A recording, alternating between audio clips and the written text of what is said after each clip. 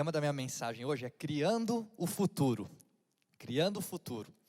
E eu fico pensando assim, quando a gente entra na nossa conversa sobre fé, quando a gente vai falar sobre fé, muito do que a gente fala e a gente tenta descobrir sobre Deus, eu acho que na verdade é uma tentativa da gente descobrir quem a gente é.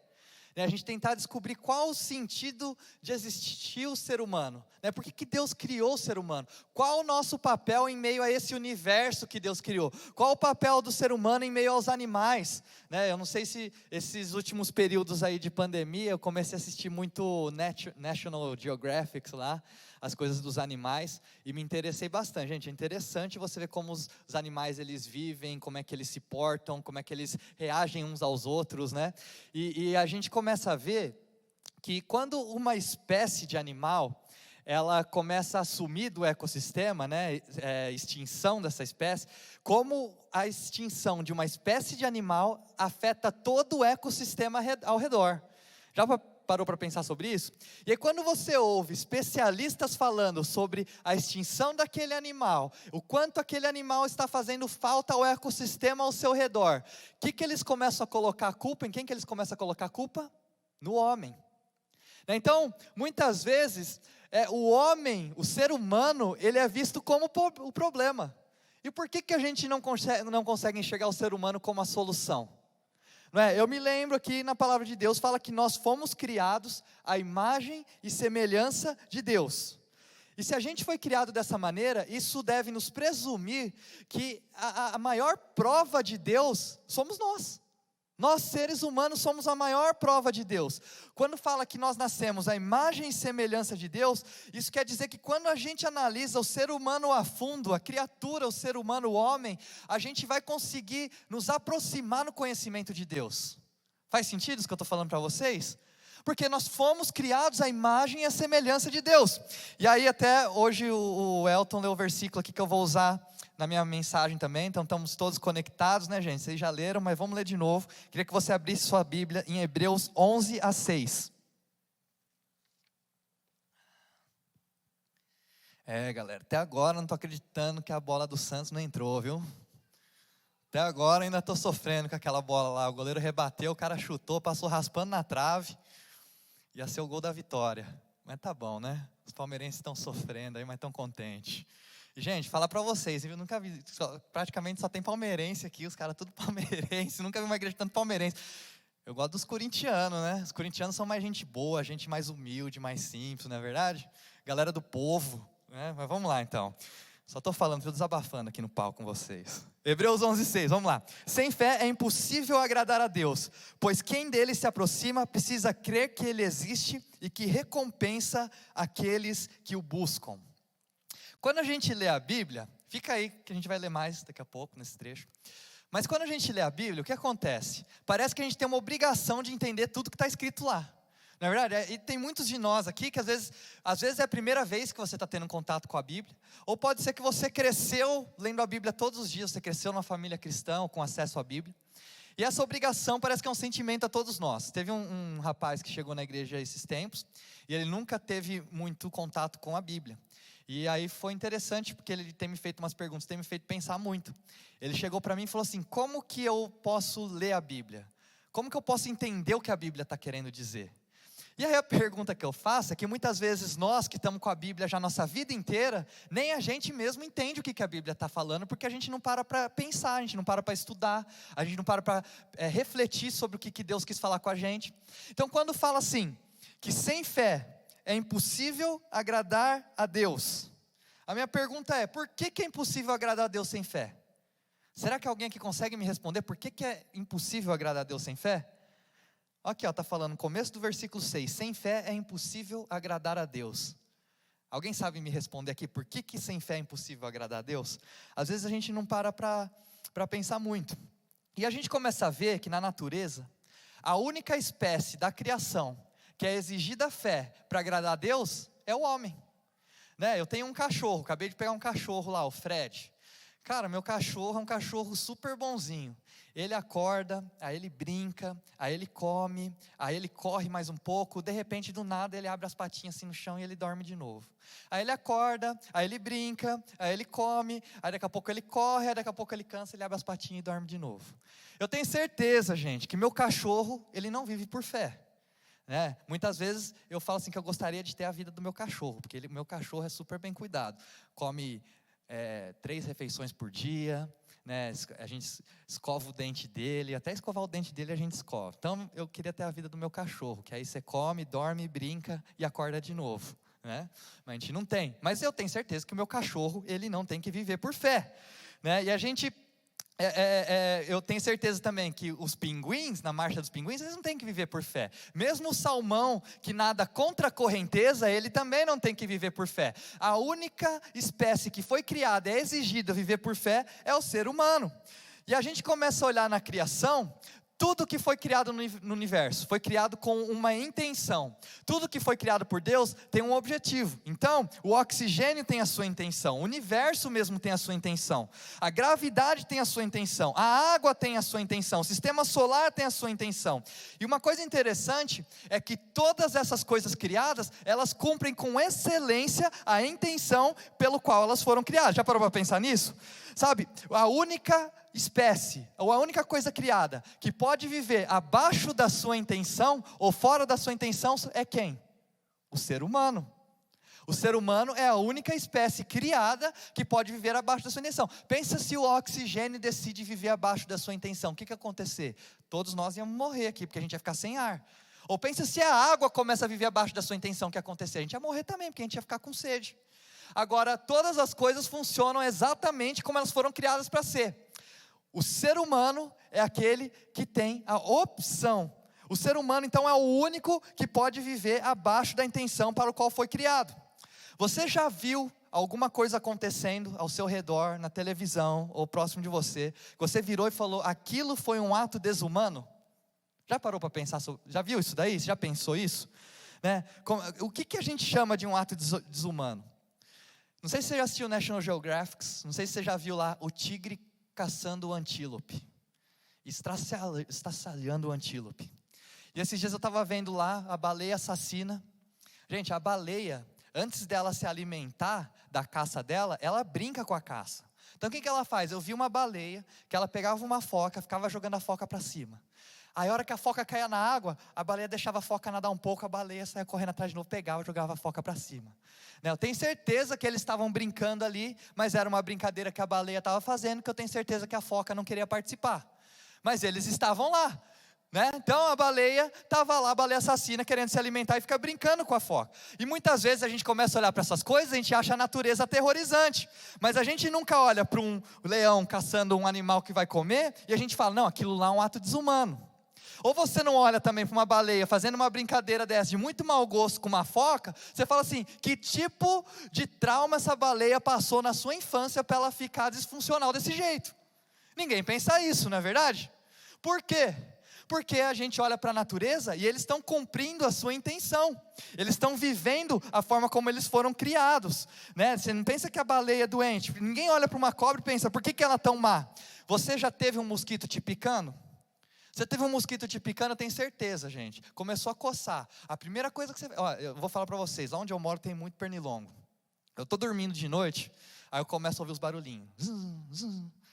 Gente, pior coisa que tem. Estou ouvindo barulho. E aí vem um, pica aqui, começa a coçar, daqui a pouco você toma 10 picadas. Gente, a hora que você acorda, aí você acende a luz, é 3 horas da manhã, você está com uma raiva daqueles pernilongos, tenho certeza, que vocês vão fazer igual, não sei que vocês vão me falar mal de mim aqui, ou vão me cancelar na internet, Mas gente, o que eu fico com vontade de fazer? Que eu faço? Eu mato todos esses pernilongos, gente, sai caçando um por um, e vou tentando matar um por um. Agora vocês vão virar para mim e vão falar assim, não, isso é um ato desumano. Não é um ato desumano. Agora, quando a gente olha para o ser humano, quando a gente começa a analisar o ser humano, e a gente vê o ser humano agindo como animal, o que a gente pensa? Que ele está sendo desumano. Por quê? Porque nós fomos criados à imagem e semelhança de Deus. Então, a gente sabe dentro de nós, que nós fomos criados para algo maior, A gente foi criado para algo melhor. Então, quando a gente age como animal, a gente vive como animal, a gente é considerado desumano. Porque Deus, Ele nos criou com a sua imagem e a sua semelhança. Então, nos nossos atos, nas nossas atitudes e na nossa vida, a gente tem que refletir a essência do nosso Criador. Está fazendo sentido, gente? Me acompanha aí, hein? E como é que então eu entendo que é impossível agradar a Deus sem fé, porque a fé, ela restaura a nossa humanidade. A fé, ela restaura a nossa humanidade. E como é que a fé restaura a nossa humanidade? A gente volta para o versículo 1. Ela fala assim: ora, a fé é a certeza daquilo que esperamos e a prova das coisas que não vemos. E aqui está um verso que é difícil da gente conectar no nosso dia a dia. A primeira parte do verso fala assim: ora, a fé é a certeza daquilo que esperamos. Eu não sei você, mas para mim é mais fácil eu confiar no que eu tenho do que confiar no que eu espero. Não é verdade? É mais fácil hoje para mim eu acreditar no que eu tenho e eu confiar no que eu tenho do que eu confiar naquilo que eu espero. E a palavra está falando aqui: ora, a fé é a certeza daquilo que esperamos. O que isso quer dizer então? O que quer dizer? Quando a gente aceita Jesus na nossa vida, a gente começa a aceitar o cristianismo, a gente passa então a viver pela fé. Nós passamos então a existir um realinhamento que acontece dentro da gente. Então quando a gente vive sem fé, nós vivemos tendo confiança no que a gente tem. Quando a gente vive por fé, nós temos confiança naquilo que esperamos. Quando a gente vive sem fé, nós vivemos presos ao passado, estagnados no presente. Mas quando a gente vive por fé, a gente começa a viver conectado ao futuro. Por quê? Por que a gente fala isso? Quando a gente vive por fé, sabe, é a certeza daquilo que esperamos. E a beleza da fé é que ela está no fato de existir a esperança. E a esperança, ela somente pode existir no futuro. Porque a esperança no passado é o quê? Arrependimento. A beleza da esperança, ela só existe no futuro. Não existe esperança no passado, nem no presente. Existe a esperança para o futuro. Essa é a beleza da fé. Esperança, então, somente existe no futuro. Então, isso nos mostra que nós, como seres humanos, nós fomos criados para estarmos conectados ao futuro. Nenhuma outra espécie de animal foi criada para estar conectada ao futuro. Somente o ser humano. Tem certeza que meu cachorro, ele não sonha com o futuro para ele. Ele não imagina coisas para o futuro dele. Ele vive. Talvez assim, que ele sonha ou não, falando na hora que você está dormindo, eu não posso saber, né? Não sou tão estudioso nesse ponto. Mas estou falando de sonhar coisas para o futuro. Meu cachorro não sonha isso, nenhum outro animal sonha isso. Somente o ser humano. E aí, eu não sei se você é igual eu, mas eu fico me perguntando, de onde as coisas vieram, né? Então, por exemplo, da onde veio o sushi? Quem gosta de sushi aqui, gente? Aê, essa é a minha galera, hein? Vocês gostam, né? Eu fico pensando assim, como é que surgiu o sushi? Talvez o sushi, ele surgiu quando alguns pescadores japoneses estavam lá no meio do mar, saíram para pescar, uma tempestade pegou, eles se perderam lá no meio do mar, e aí eles estavam lá tomando água da chuva para sobreviver, estavam com muita fome, eles decidiram mergulhar, pegar um peixe então, e comer ele cru. E aí eles começaram a pensar, nossa, até que esse negócio aqui é gostoso, eu não sei se a gente está com fome, esse negócio é gostoso mesmo. E aí o outro falou, é gostoso, cara, eu acho que o atum é o melhor, hein? É o que eu estou mais curtindo. E aí um pouquinho de arroz depois, a gente tem um prato hoje que todo mundo come. Estou inventando essa história, tá, gente? Mas de onde vêm as coisas? Sabe, da onde apareceu a primeira pessoa que construiu uma tenda? Sabe, onde apareceu o primeiro músico, o cara que criou o primeiro instrumento? Onde aconteceu isso? Como que apareceu? Sabe, eu começo a pensar essas coisas, e a minha pergunta é, da onde veio o futuro? E a gente começa normalmente a pensar que o futuro ele vem de coisas externas que acontecem ao nosso redor. Mas quando a gente começa a analisar, a gente começa a ver que o futuro, ele vem aqui de dentro. O futuro, ele nasce dentro de cada um de nós. Nós criamos o futuro, nós desenvolvemos o futuro. O ser humano, ele foi criado para criar o futuro. Assim como o bicho da seda, ele foi feito para fazer a seda na sua essência, né? Você não vai ver o bicho da seda acordando de manhã um dia e falando assim, não, hoje eu vou fazer poliéster. Não, porque ele foi feito para fazer seda. Assim como a abelha, ela cria a colmeia, assim como a formiga cria as colônias. Nós, como seres humanos, fomos criados para criar o futuro. Já parou para pensar sobre isso ou não? Nós fomos feitos e criados por Deus para desenvolver o futuro. Os castores, hoje estou falando bastante sobre animal, né, gente? Vocês estão vendo aí, estou trazendo tudo que eu aprendi no National Geographic aqui para você, nem precisa assistir depois. Mas os castores, o que é interessante? Os castores, eles foram feitos, a profissão deles é criar represas. Eles só fazem isso. Então você vê de geração em geração, os castores fazendo represas. Você vê o bisavô, o vô, o pai, o filho, o neto, o bisneto, todos eles tiveram a mesma profissão, que foi criar represas. Agora nós, seres humanos, nós podemos reimaginar o futuro. Sabe, seu pai pode ser um advogado, você pode se tornar um médico. Sabe, podem ter dentistas com filhos engenheiros. Podem ter professores com filhos cientistas. Por quê? Porque nós, como seres humanos, nós temos a habilidade de construir o futuro, reimaginar o futuro e construir ele, ao contrário de todas as outras espécies criadas. Nós temos um chamado a mais, nós temos um dom a mais, nós temos um talento a mais. Eu lembro que uma vez eu fui assistir um amigo que ele estava se candidatando a deputado, ele inclusive entrou, é deputado estadual hoje, e aí eu fui ouvir ele falar, e ele falou uma coisa que me chamou a atenção. Ele falou assim que ele foi fazer o estudo dele, não lembro se era pós-graduação, alguma coisa assim, lá nos Estados Unidos. E aí quando ele estava na sala dele, um dos alunos na sala dele era neto do Kennedy, um dos ex-presidentes dos Estados Unidos. E aí na hora veio assim: o meu vô foi cortador de cana, o vô dele foi ex-presidente dos Estados Unidos, e hoje a gente tem a possibilidade de estar estudando no mesmo lugar. Então, o que acontece? Nós como seres humanos, nós temos a capacidade, a habilidade de desenvolver o futuro. Sabe, a gente pode mudar de ideia ao longo do caminho. Você pode ter uma graduação de medicina e às vezes querer virar pastor. Seres humanos podem reimaginar o futuro e depois criá-los. Nós somos diferentes de qualquer outra espécie no planeta. Eu acredito que por causa da fé, muitas vezes a gente criou um entendimento errado sobre dons e talentos. Porque o que acontece? Parece que tudo tem que ser Deus. Né? A gente fala assim, sei lá, você faz alguma... Eu lembro que, sei lá, o Léo aqui, cara, ministrou louvor, foi bênção demais hoje. Aí a gente chega no Léo e fala: Léo, cara, foi bênção hoje, pô, você cantou muito, cara, pô, muito bom, senti a presença de Deus, obrigado. E aí o que a gente tem o costume de falar? Não sou eu, é Deus. Né? Parece que tudo o que é bom, a gente tem que passar para Deus. Né? Como se tudo que acontece de bom é Deus que fizesse. E Deus é bom, é a sua natureza, é quem Ele é, característica, faz parte do seu caráter. Então, aí o que chega? Chega pro Léo e fala: ô Léo, você, cara, foi bom, blá, blá, blá, obrigado aí. Ele fala assim: cara, não me agradeça, agradeça a Deus.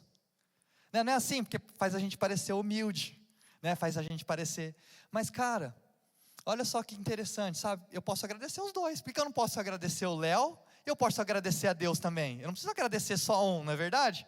A gente pensa que quando a gente está fazendo algo bom, a gente está competindo com Deus.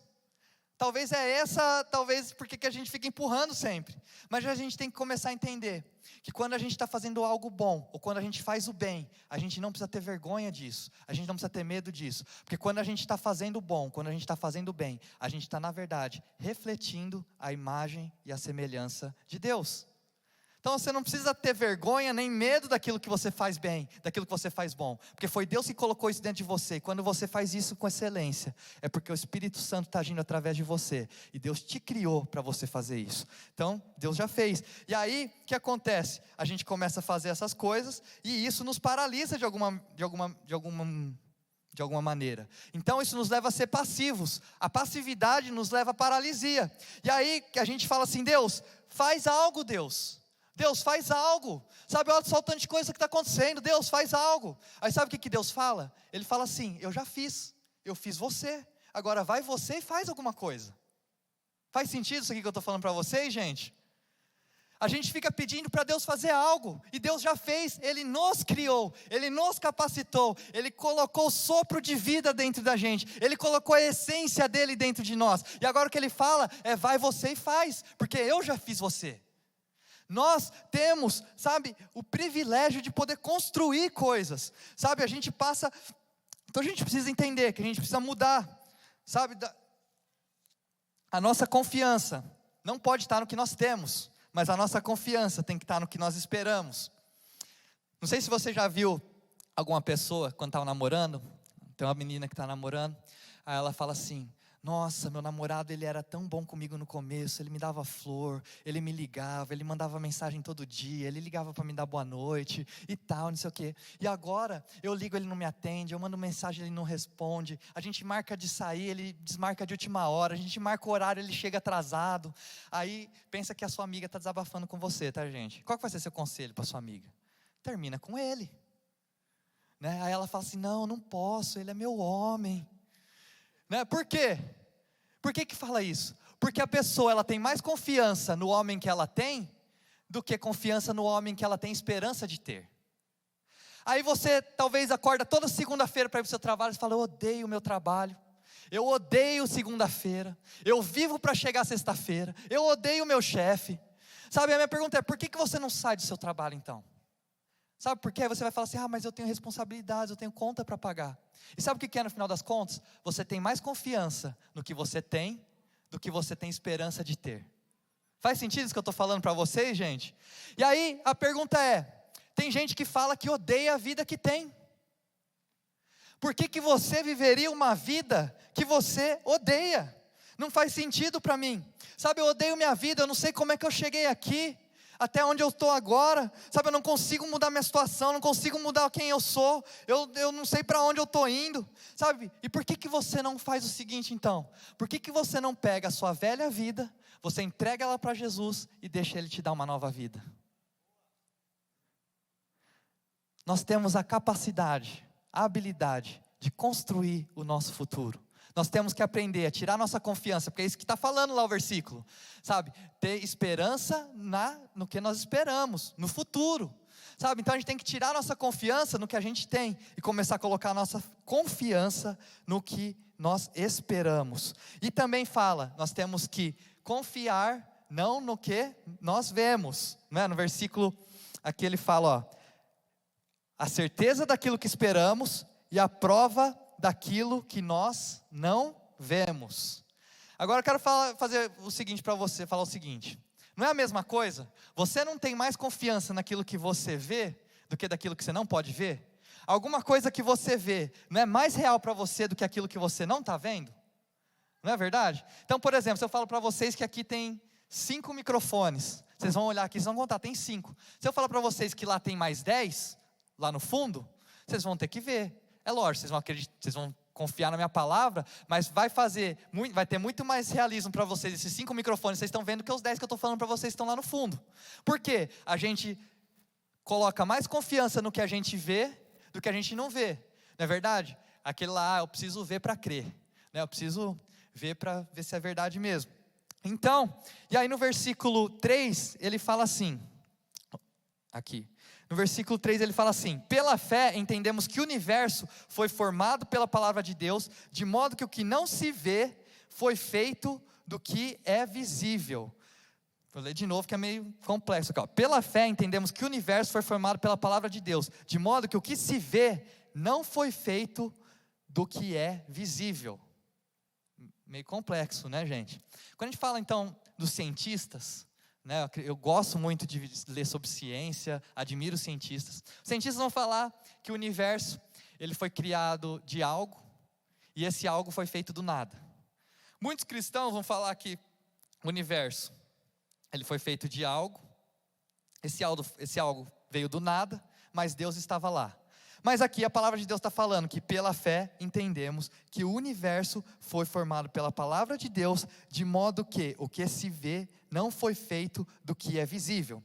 Queria que você prestasse atenção nessa frase que eu vou falar agora. Existe uma diferença entre algo não ser visível e algo não ser existente. Então não é porque algo não é visível que ele não é existente, né? Então aqui fala que o que foi feito do que não é visível. E ao longo da Bíblia, a gente vai tendo algumas pistas disso. Porque a palavra de Deus fala que antes de você nascer, no ventre da sua mãe, Deus já te conhecia. Deus já sabia quem você era, o que ia acontecer com a sua vida. Então, o que isso quer dizer? Que antes mesmo de você nascer, ou de você existir, você já era uma ideia na mente de Deus. Será que Deus imagina? Sabe, será que Deus tem imaginação? A palavra fala para a gente, sabe, que Deus, Ele criou todas as coisas e no 7º dia Ele descansou. O que isso quer dizer? Que a profissão de Deus é criador. Deus, Ele é um artista. No 7º dia Ele descansou. E nós então, com a essência de Deus, nós somos a criação e nós somos ao mesmo tempo um artista em desenvolvimento.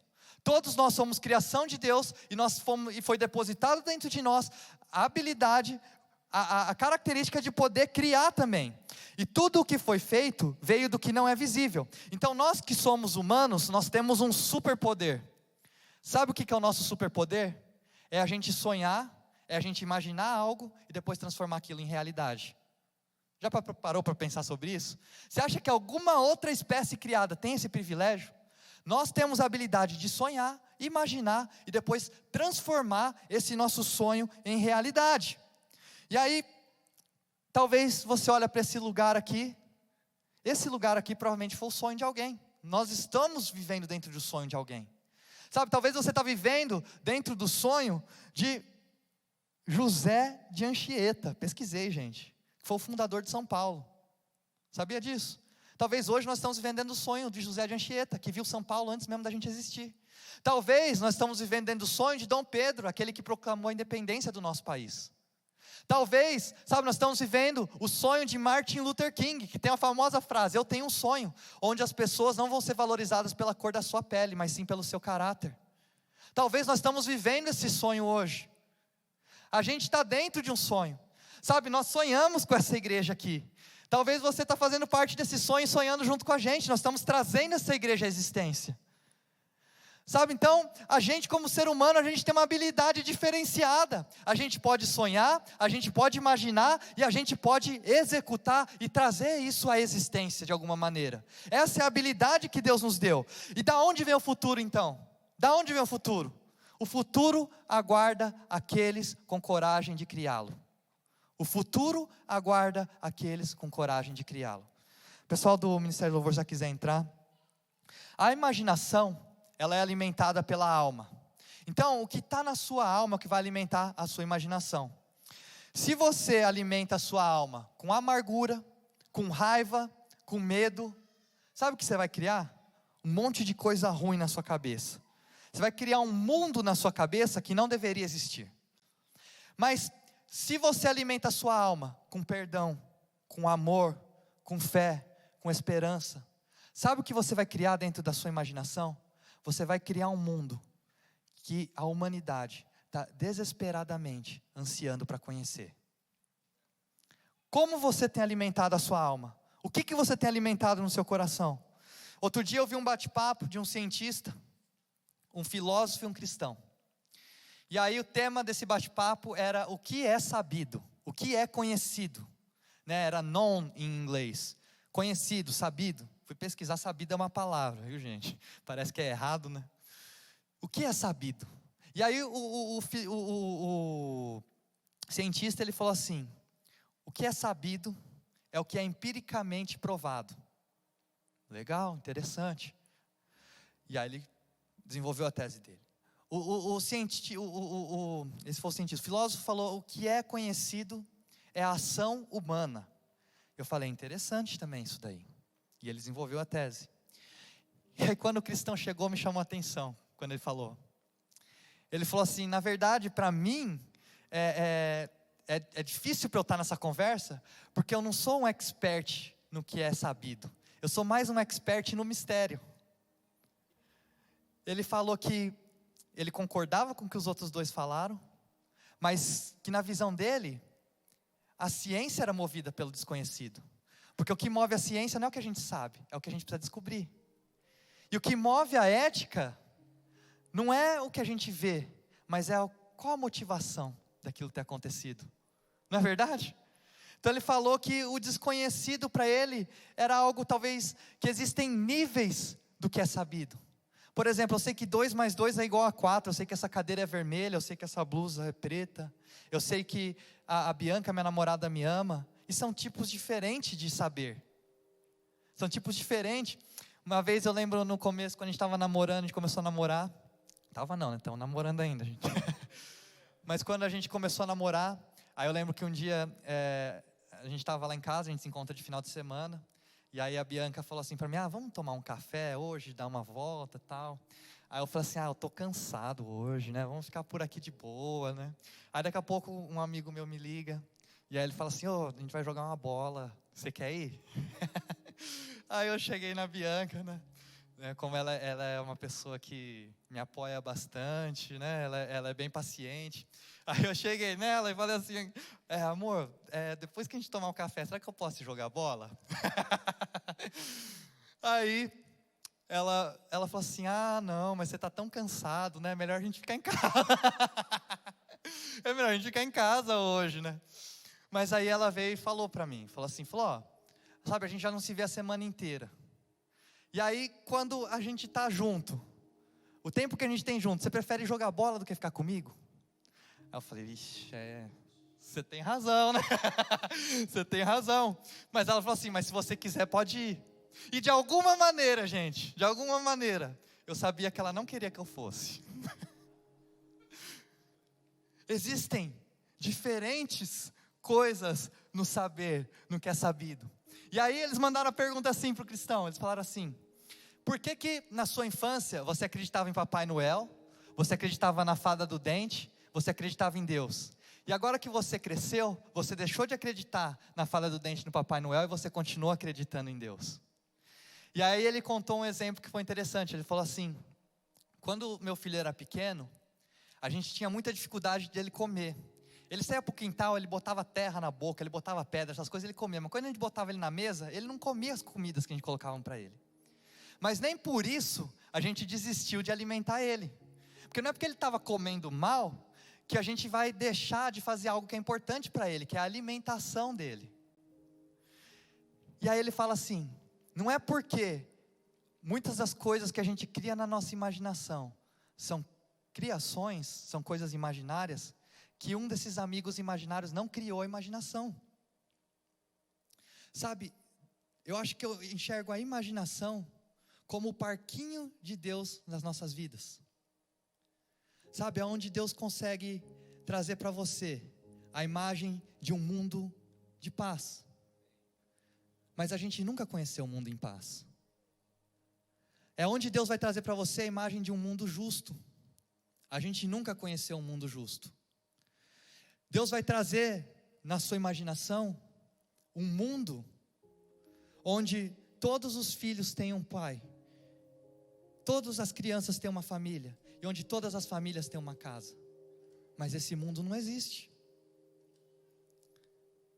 Deus vai trazer na sua imaginação um mundo onde todas as pessoas são amadas, todas as pessoas são respeitadas.